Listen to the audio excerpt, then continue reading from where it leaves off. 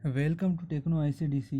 आज हम इस वीडियो में आपके लिए लेकर आए हैं जो हमारा फिजिक्स का टॉपिक चल रहा है पॉलिटेक्निक वाले स्टूडेंट्स के लिए, प्रॉपर्टी ऑफ मैटर्स। उसमें आज का टॉपिक है विस्कोसिटी, श्यानता।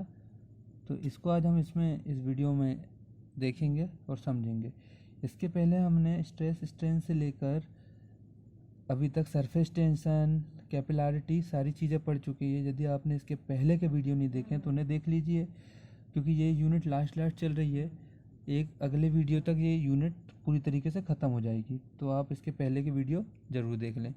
ठीक है, तो आज स्टार्ट करते हैं हम विस्कोसिटी या श्यानता। श्यानता क्या होती है? एक तरीके का फोर्स है जो कि लिक्विड पे लगता है, जो बहते हैं लिक्विड उन पे लगता है। जैसे देखते हैं कि क्या होता है जब लिक्विड फ्लो होते हैं, जैसे लिक्विड फ्लो हो रहा है या कोई लिक्विड है फ्लो हो रहा है, तो ये किसके फॉर्म में होता है? लेयर्स के फॉर्म में होता है। मान लेते हैं लेयर 1, लेयर 2, लेयर 3, लेयर 4, तो 4 लेयर के फॉर्म में फ्लो हो रहा है अलग अलग। तो जब ये लिक्विड किसी ग्राउंड में फ्लो होता है, चारों लेयर्स अलग अलग होती हैं, तो इनकी वेलोसिटी भी अलग अलग होती हैं। ठीक है, हम कह सकते हैं यदि 4 लेयर्स है तो इसकी वेलोसिटी v1 है, जो v4 है, तो सबसे ऊपर वाली लेयर्स की वेलोसिटी सबसे ज़्यादा, फिर उससे कम, फिर उससे कम, फिर उससे कम। तो सारी लेयर्स की वेलोसिटी अलग अलग होती है। लेयर्स की वेलोसिटी अलग अलग होने के कारण यदि ये लेयर की वेलोसिटी ज़्यादा है तो ये आगे जाना चाहेगी, और इसकी कम है तो ये इस पर फोर्स लगा के इसको पीछे रोकना चाहेगी। तो क्या होता है, लिक्विड का वह प्रॉपर्टी जो उसको बहने पर रोकती है या बहने का विरोध करती है, तो उसी को क्या बोलते हैं? श्यानता कहते हैं। वो किस कारण से होता है? लेयर के आपस पे लगने वाले वेलोसिटी में अंतर के कारण जो इसमें एक फोर्स प्रोड्यूस हो जाता है, जिसको बोलते हैं रिपल्सिव फोर्स या विस्कस फोर्स। तो वो क्या कहलाता है? इसकी श्यानता कहलाता है। यह क्या कहलाता है? विस्कोसिटी कहलाता है। कि यह लिक्विड का वह गुण है, इसकी एक्चुअल डेफिनेशन, कि यह लिक्विड का वह गुण है जिसके कारण प्रत्येक द्रव अपनी अपनी अलग अलग परतों के बीच की गति, मतलब जो रिलेटिव मोशन होती है अलग अलग लेयर का विरोध करता है। मतलब इसका ये बहेगा, मान लेते हैं, मान रहे हैं ये वेलोसिटी इसकी v4 10 मीटर पर सेकंड मान रहे हैं, और ये v3 5 मीटर पर सेकंड। तो आप देखेंगे दोनों के बीच कितना डिफरेंस आ गया, 5 मीटर पर सेकंड का। तो इस डिफरेंस का ये क्या करते हैं? विरोध करते हैं। तो इसी विरोध के कारण ये क्या होता है? इसी विरोध को क्या बोलते हैं? यहाँ पे विस्कोसिटी कहा जाता है। तो जो लिक्विड क्या होता है, अपने फ्लो का या अपने रिलेटिव मोशन या अपनी जो लेयर्स है उनके मोशन का क्या करता है? अपोज करता है या विरोध करता है, उसी को क्या कहते हैं? श्यानता कहते हैं। ठीक है, ठीक है।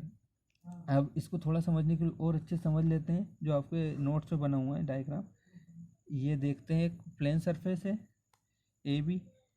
ठीक है, ये 4 लेयर्स बह रही हैं। ठीक है, ये v1 v2 वेलोसिटी से v3 v4 वेलोसिटी। तो हम कह सकते हैं सबसे ऊपर वाली लेयर सबसे ज़्यादा स्पीड से बहेगी, फिर उससे कम, उससे कम, उससे कम, उससे कम। तो जो सबसे नीचे है वो बहुत स्लो बहेगी, क्योंकि इसमें फोर्स भी लगता रहेगा ऊपर से। ठीक है, तो क्या होगा, ये लेयर आगे बढ़ने की कोशिश करेगी, फिर ये लेयर उसके साथ अंदर अंदर फ्लो होगी। मगर इस लेयर की वेलोसिटी इस लेयर की वेलोसिटी में डिफरेंस आएगा। इस डिफरेंस के कारण यहाँ पे क्या होगा, इसकी वेलोसिटी कम होने लगेगी। इसी अपोजिशन को या इसी विरोधी बल को ही क्या बोलते हैं? श्यानता कहते हैं। ठीक है, या इंटरनल रेजिस्टिव फोर्स लगता है, इसी को क्या कहते हैं? विस्कोसिटी कहते हैं। ठीक है, आई होप यहाँ पे आपको विस्कोसिटी क्लियर हुई होगी। अब जैसे देखते हैं कि कैसे, तो इसकी देखो कुछ फैक्टर्स होते हैं जिस पर डिपेंड करती है विस्कोसिटी। पहले तो लिक्विड का नेचर पर, या जो भी द्रव बह रहा है उसकी प्रकृति पर। यदि थिनर लिक्विड है या पतला द्रव्य है तो वो आसानी से फ्लो हो जाता है, इसकी विस्कोसिटी बहुत कम होती है। ठीक है, जो पतला लिक्विड होता है उसकी विस्कोसिटी कम होती है, और जो थिकर लिक्विड होते हैं, थिकर मतलब गाढ़ा, जो गाढ़ा द्रव होता है उसकी विस्कोसिटी बहुत ज़्यादा होती है। तो विस्कोसिटी किसकी कम होती है? थिनर लिक्विड की। जो लिक्विड पतले होते हैं उनकी विस्कोसिटी कम होती है, आसानी से बह जाते हैं। और जो लिक्विड गाढ़े होते हैं उनकी विस्कोसिटी ज़्यादा होती है, क्योंकि इनके अंदर लेयर्स की क्वांटिटी ज़्यादा होगी, या लेयर्स बहुत पास पास में होगी, जिससे फोर्स ज़्यादा लगेगा और विस्कोसिटी बढ़ जाती है। ठीक है, एग्जाम्पल देखते हैं, हनी, शहद, और वाटर के ले लेते हैं H2O। तो आप देखेंगे वाटर को यदि हम फर्श में या कहीं फ्लैट सरफेस में फ्रीली ड्रॉप करें या रखें तो फ्लो होने लगता है, मगर जब शहद को हम डालते हैं या रखते हैं तो वो धीरे से वहाँ पे या तो ड्रॉप का फॉर्म बनाता है या धीरे धीरे फ्लो होता है। तो इसमें देख सकते हैं कि थिकर लिक्विड होगा यहाँ पे हनी और थिनर लिक्विड होगा H2O, तो इसकी विस्कोसिटी ज़्यादा होगी, इसकी विस्कोसिटी कम होगी। ठीक है, आगे बढ़ रहे हैं। सेकंड है टेम्परेचर, तापमान का क्या इफेक्ट होता है, फैक्टर। अब ध्यान से समझें। सबसे पहली चीज़ तो तापमान बढ़ाने से लिक्विड, यहाँ पे गैस दो, हम यहाँ पे फ्लूइड ले रहे हैं, तो तापमान बढ़ाने से, टेम्परेचर बढ़ाने से लिक्विड की जो विस्कोसिटी होती है वो कम हो जाती है और गैस की विस्कोसिटी बढ़ जाती है। फिर से कि जब टेम्परेचर को हम बढ़ाते हैं तो लिक्विड की विस्कोसिटी क्या हो जाती है, कम हो जाती है और गैस की विस्कोसिटी बढ़ जाती है। ठीक है, और तीसरा है प्रेशर। प्रेशर में क्या होता है, तो प्रेशर में भी सेम कंडीशन, प्रेशर बढ़ाने से लिक्विड की विस्कोसिटी में क्या इफेक्ट आता है, वो कम हो जाती है और गैस की विस्कोसिटी बढ़ जाती है। ठीक है, तो ये आप याद रखें। वो कैसे होता है, तो आप देख सकते हैं जब हम क्या करते हैं, किसी भी लिक्विड को यदि हम ग्लिसरीन को भी हाथ पे लेकर फोर्स लगाएं तो इसकी देखना जो गाढ़ापन होता है वो कम हो जाता है और वो थिनर फॉर्म में आ जाता है, तो यहाँ पे उसकी विस्कोसिटी कम हो जाती है। मगर यदि गैसियस फॉर्म में गैस है, जैसे आपने देखा होगा कि जो हम टायर्स में हवा भरते हैं उसका जो सिलेंडर होता है जिससे बहुत हवा भरी जाती है, उसमें बहुत ज़्यादा फोर्स लगाया जाता है, जिससे क्या होता है कि पूरे गैस के मॉलिक्यूल्स पास पास आ जाते हैं, जिससे उसकी विस्कोसिटी बढ़ जाती है। तो हम बोल सकते हैं प्रेशर बढ़ाने से गैस की विस्कोसिटी बढ़ती है, लिक्विड की कम हो जाती है। आपके सामने एग्जाम्पल भी है। ठीक है, आगे बढ़ते हैं और विस्कोसिटी कॉफिशिएंट निकालते हैं। तो विस्कोसिटी कांस्टेंट कोफिशिएंट निकालेंगे या श्यानता गुणांक। तो हम देखते हैं यहाँ पे एक फ्लैट सरफेस ए बी है जिसके ऊपर दो लेयर्स लिए हमने लिक्विड की सी डी और ई एफ। तो ए बी सरफेस से सी डी तक की दूरी x है और सी डी से ई एफ तक की दूरी डी एक्स है। तो हम कह सकते हैं जो ई एफ की दूरी है, पहली चीज़ ए बी से सी डी तक की दूरी कितनी है, x है, और सी डी से ई एफ के बीच का डिस्टेंस कितना डी एक्स है। तो हम कह सकते हैं कि ई एफ ए बी से कितनी दूरी होगी, एक्स प्लस डी एक्स, तो ये हो गया एक्स प्लस डी एक्स। अब वेलोसिटी देखते हैं यहाँ पे चेंज कैसी होगी। अब यहाँ पे इसकी वेलोसिटी कितनी v है सी डी की, और दूसरी जो ई एफ है उसकी कितनी है v प्लस डी वी, और जो स्टेशनरी सरफेस है ए बी, तो इसका यहाँ पे वेलोसिटी कुछ नहीं होगी। तो इससे हम निकालेंगे क्या, विस्कोसिटी कॉफिशिएंट। ठीक है, तो इंट्रोडक्शन आपने इसका की माना कि ए बी एक सरफेस है, सी डी और ई एफ जो लिक्विड की दो लेयर्स हैं जिनकी दूरी ए बी से x तथा x प्लस डी एक्स है, और वेलोसिटी v तथा v प्लस डी वी है। ठीक है, अब इसके लिए हम एक कांस्टेंट निकालेंगे जिसे कहते हैं वेलोसिटी ग्रेडियंट। ठीक, ग्रेडियंट तो हमने पढ़ा है वेलोसिटी इज इक्वल टू होता है डिस्प्लेसमेंट अपॉन टाइम। ठीक है, डिस्प्लेसमेंट अपॉन, यदि डी वी तो डी एक्स और डी टी हो जाएगा।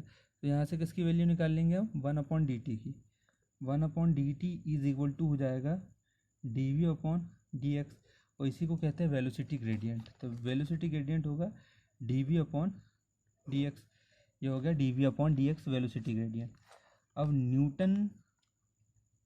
सर आइजैक न्यूटन ने सबसे पहले क्या किया है, जितने विस्कस लिक्विड है, विस्कस लिक्विड मतलब श्यान द्रव जिनकी श्यानता ज़्यादा होती, उनके ऊपर स्टडी की है, और उन्हीं के अनुसार या उनके अकॉर्डिंग जो विस्कस फोर्स होता है, विस्कस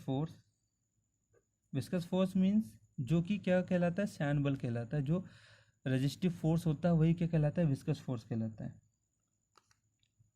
तो जो विस्कस फोर्स ये सी डी और ई एफ के बीच लग रहा है, दोनों लेयर्स के बीच लग रहा है, दोनों लेयर्स के बीच लग रहा है, वो क्या है, एफ है।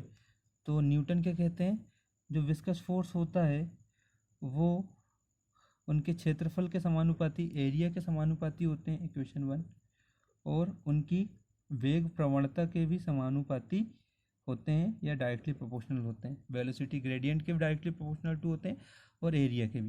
यदि दोनों इक्वेशन को मर्ज करके लिखें तो F is equal to directly proportional to A D B upon D X. ठीक है, जैसे ही यहाँ से प्रोपोर्शनलिटी का साइन हटता है तो एक कांस्टेंट आता है eta minus eta D V upon D X A. यहाँ पर माइनस साइन इसलिए आया है क्योंकि जो विस्कस फोर्स है वो कहाँ लगता है, यदि लेयर इस डायरेक्शन में फ्लो हो रही है, आपने देखा है इसको रोकने के लिए किस डायरेक्शन में फोर्स लगता है, इसके अपोजिट डायरेक्शन पे। अपोजिट डायरेक्शन के कारण यहाँ पे क्या जाता है, ये माइनस पे आता है। ठीक है, यदि हम यहाँ पे ऐसा करें ए इज इक्वल टू मान लें 1 मीटर स्क्वायर यूनिट एरिया मान लें, और D V upon D X is equal to मान लें 1 second inverse, D V upon D X is equal to 1 second inverse, और A is equal to 1 metre square मान ले, तो क्या होगा, F is equal to minus eta हो जाएगा। ठीक है, तो विस्कस फोर्स किसके बराबर हो जाएगा, ईटा माइनस ईटा। और यहाँ पे ईटा क्या कहलाता है, विस्कोसिटी कोफिशिएंट। ठीक है, यहाँ पे ईटा कहलाता है विस्कोसिटी कोफिशिएंट। तो ये सबसे पहले सर आइजैक न्यूटन ने विस्कस फोर्स में स्टडी की, तो उन्होंने बताया कि जो विस्कस फोर्स होता है वो उसके एरिया के प्रोपोर्शनल होता है और वेलोसिटी ग्रेडियंट के प्रोपोर्शनल होता है। जैसे प्रोपोर्शनलिटी का साइन हटाते तो ईटा जाता है माइनस का, और माइनस का ईटा यहाँ पे शो करता है विस्कस फोर्स की डायरेक्शन को, कि भाई अपोजिट डायरेक्शन में फोर्स लगता है इसलिए माइनस साइन आता है। ईटा यहाँ पे क्या है, विस्कोसिटी कोफिशिएंट है।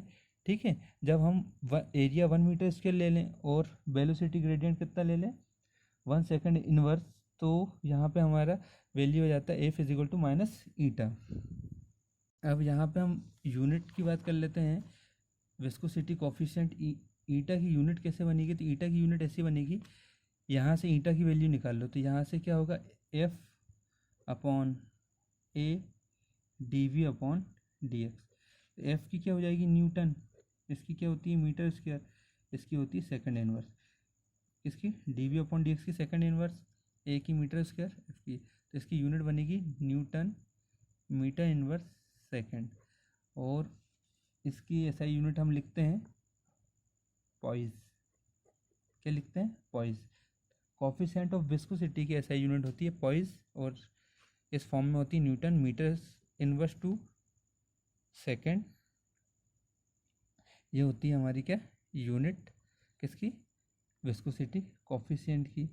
अब इसके आगे हमको पढ़ना है कि streamline flow, turbulent flow, Reynold number और स्टोक्स का लॉ, जो मोस्ट आईएमपी बन जाता है किसके लिए, आपके एग्ज़ाम के पॉइंट ऑफ व्यू से। तो इसको हम अगले वीडियो में पढ़ेंगे। तो अभी तक जितने पढ़ाया आई हो आपको समझ में आया होगा।